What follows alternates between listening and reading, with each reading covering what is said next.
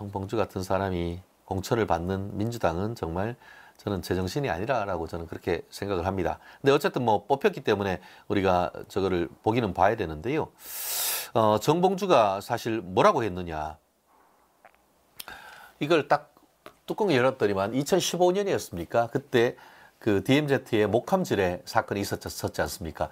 목함지뢰 사건에서 뭐라고 했냐면은 그 정말 자기 아들이라고 했으면 그런 소리를 할 수 있나? 나는 그 사람들의 어떤 기본적인 인권의식이 맨날 인권 하면서 나라를 위해서 DMZ에서 정말 희생 봉사하던 사람이 북한이 그 철책까지 내려와서 몰래 심어둔 목함지뢰를 밟고 다리를 정말 산화하듯 정말 꽃으로 흩어지듯 다리를 잃은 사건이 있었고 그와 같이 그런 그 목함지뢰 사건을 당해서 있는 사람을 구조하기 위해 하는 과정에서 또 다른 부사관이 또 다른 목함지뢰에 피해를 당하면서 두 다리를 잃는 그런 엄청난 비극이 있었지 않습니까? 그런 상황 속에서 유튜브에 DMZ 뭐 우리 문재인 때 했던 평창 올림픽 뭐 스키장 이거 어떻게 하냐 뭐 하라고 했는데 그걸 빗대 가지고 DMZ에다가 뭐 그렇게 당한 사람들 목함 그 다리를 다쳤으니까 짚고 다닐 목발을 경품으로 걸어 가지고 DMZ에서 뭐 하면 돼 이런 망발 댕댕이 소리 요즘 말 진짜 개소리를 했는 거 아니겠습니까? 참 국민의 한 사람으로서 정말 안타깝습니다. 저도 이제 제 아들이 이제 대학교 들어가는 친구인데 이제 군대를 가야 되는데 부모의 한 사람으로서 그런 모습을 보면 군대를 보내고 싶겠습니까? 그런 것을 희화하면서 군인들한테 목발이나 선물하겠다라고 하는 그런 인간이 대한민국의 대통령, 국회의원이 되겠다? 그런 인간을 공천한다? 그래 놓고는 문제를 하니까 이재명이 뭐라고 했습니까? 아주 옛날 이야기다? 그게 아주 옛날입니까? 2015년이 옛날입니까? 아직도 생생합니다. 진짜 옛날이란 게 뭔지 한번 말씀을 드릴까요? 민주당이 이번에 공천 기준을 하면서 음주, 성범죄 이런 것들이 있으면은 자른다고 했지 않습니까? 이재명 말로 이렇게. 근데 이재명 그 음주운전 관련해 가지고 국민의힘 같은 경우에는 공천 배제 사유를 몇 년으로 했는지 아세요?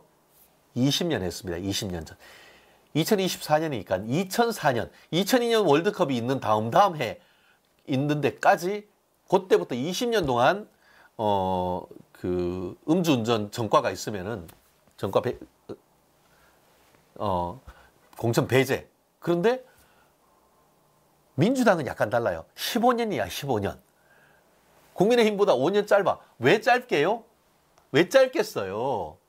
다른 이유가 전혀 없다고 저는 봅니다. 다른 이유 있으면 저한테 좀 제보해 주세요. 이유가 하나 있어요.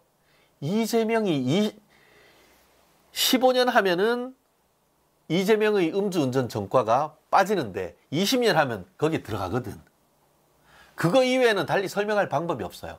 국민의힘은 20년 지난 전에 전과까지도 공천 배제 사유가 되는데 민주당은 15년으로 잘랐는데 거기 15년 넘어 가보니까 그 이재명 음주 전과가 있었는 거예요.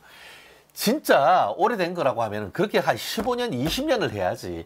꼴랑 9년 전 일을 오래전이라고 한다고 하면 그걸 누가 믿습니까? 결국은 친명횡재, 비명횡사 그 맥락에서 보면 충분한 건 아니겠습니까? 참.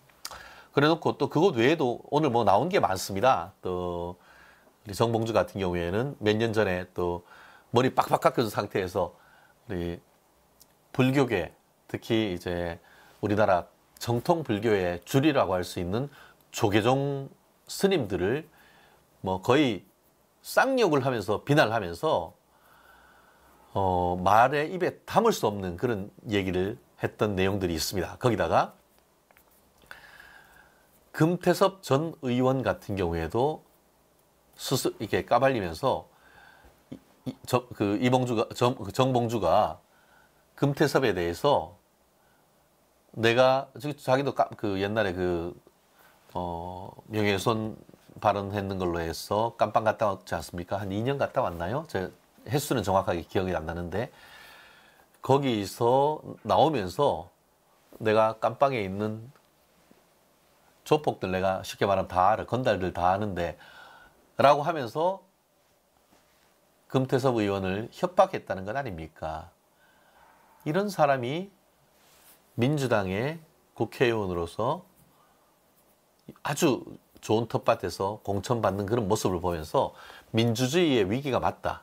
지금 이게 문제가 되니까 이제 드디어 뭐 민주당에서는 이제 사안 조사에 들어갔다라고 하는데 단순히 이게 어떤 의미가 있냐면은 아까 얘기한 것처럼 처음에 들어가서 목함질의 사건이 있었고 그 사건에 대해서 자기는 어제 페이스북에 뭐라고 했냐면은 내가 그 사건에 대해서 국민들에게 사과한다. 그리고 실제 그 일이 벌어지고 사건 관계자들한테 미안하다. 사과를 직접 했다라고 글을 썼습니다. 그런데 이거는 어떻게 보면은 제가 법조인으로서만 얘기할 수 있는 건데 이건 단순 명예훼손이 문제가 아니고 이봉주는 지금 예비 후보입니다. 그렇기 때문에 당선 목적으로 허위사실을 유포를 했다고 하면은 공선법상 허위사실 유포죄로 기소가 될 수가 있습니다. 만약에 자기가 전화를 한 적도 없고 직접 사과한 적도 없으면서 마치 사과한 것처럼 거짓말을 했다. 그것을 페이스북에 글을 써서 포스팅을 했다라고 하면은 당선을 목적으로 허위의 사실, 사과한지 여부는 사실이죠. 허위를 안 했다고 하면 허위고를 공표. 페이스북에 글을 올리는 것은 공표거든요. 공표했기 때문에 이건 빼도 박도 못하고 딱 공선법 위반이 되는 겁니다. 그렇기 때문에 이거는 단순한 명예훼손 그리고 또 국회의원 자격의 문제가 아니고 이 부분에 대해서는 고발. 만약에 지금 저는 그렇게 생각합니다. 이 지역에 그 김재섭 아마 후보가 국민의힘에 지금 후보로 지금 뛰고 있는 것으로 알고 있는데 김재섭 캠프에서는 이 사건 당선 목적 허위사실 유포로 고발해야 됩니다. 그렇게 되면은 이 사건에서 설령 그대로 공천이 돼서 만에 하나 정봉주가 당선이 된다 하더라도 이 정도의 중요한 사건이다라고 할 경우에는 별 떨어지는 겁니다. 오늘 어떻게 보면은 실질적으로 봤을 때 오늘 했던 세 꼭지 중에 가장 중요한 사건은 바로 오늘 세 번째 정봉주에 대한 이 허위사실 당선 목적 허위사실 유포에 의한 고소 고발을 통해 가지고 앞으로 정봉주 같은 사람이 정치권에 절대 발을 들일 수 없도록 우리가 조치를 해야 된다는 겁니다. 지금 민주당이 먼저 그걸 해야 됩니다. 지금 사실관계를 좀 확인을 한다.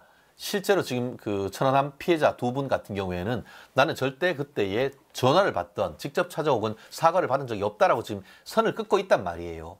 사실관계를 지금 확인해 봐야 되지만 피해자들이 억하심정이 있어서 거짓말 하겠습니까?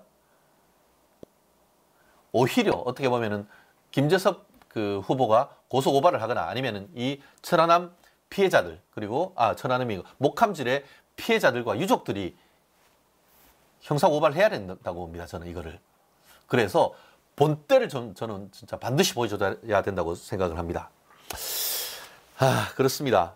오늘 지금 제가 좀 다를 때보다 조금 더 격하고 또 감정이 좀 치받았는 그런 일이 있었는데 아마 정상적인 어떤 그 상식과 정의감을 가진 사람이라고 한다고 하면은 이재명의 사법 리스크, 또 조국의 내로남불, 나아가 또 정봉주의 막가파식 발언 본다고 하면은 이게 분노하지 않을 수 없는 것이죠. 뭐 좌파에서만 분노하라, 뭐 이런 얘기할 게 아니고 우리도 정말 분노할 땐 분노할 줄 알아야 되고 행동할 때는 행동할 줄 알아야 된다고 봅니다. 우리 멸콩TV 시청자 여러분. 우리가 행동하는 양심이라고 하듯이 우리가 행동하는 지성이자 행동하는 양심이었음 하는 생각입니다.